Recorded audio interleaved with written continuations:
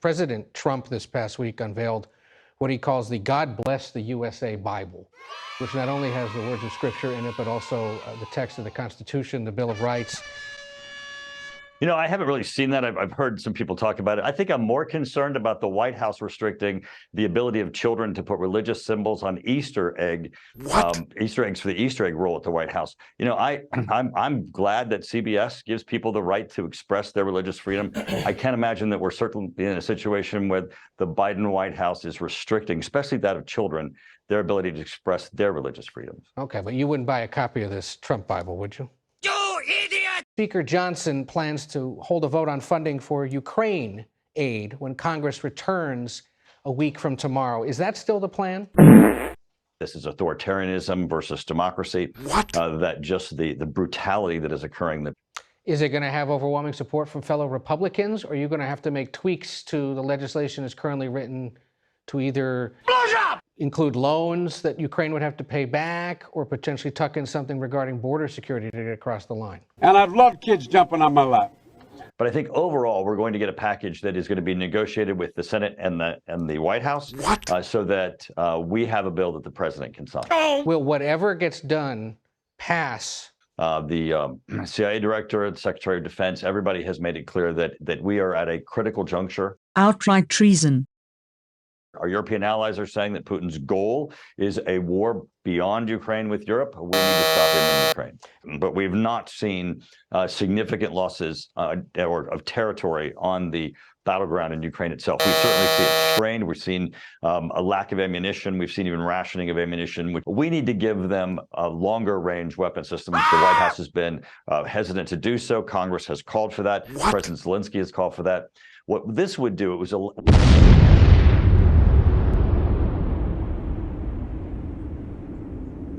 longer range missiles that the president has said is, at least for now, a step too far because it could provoke Russia into... It's the ATACMS. It's the ATACMS. And I think it's long range, 300 kilometer ATACMS.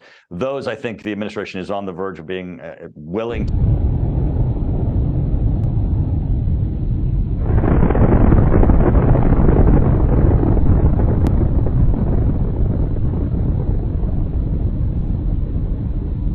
There are a majority of members of the House, a majority of members of the Senate, including over the 60 votes that are needed, and a willing president. From the MAGA Republicans represent an extremism that threatens the very foundation of our republic. You think the Speaker's willing to put his job on the line in order to get this done? Because he is facing some threats from fellow Republicans.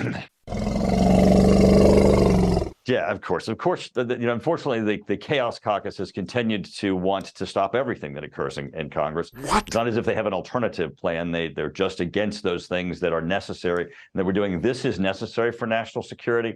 Hakeem Jeffries, minority leader for Democrats, has made it absolutely clear that he will not join with rebels in the Republican side to take down Speaker Johnson on this. And I think we're certainly going to see broad support in Congress to get this job done.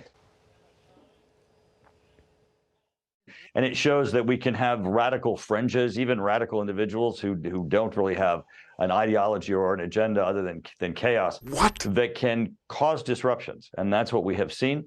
That certainly makes it difficult for people who just want to get the job done. In the area of national security, I think Speaker Johnson's made it very clear that we have his support to get national security agenda items done, and I think we will.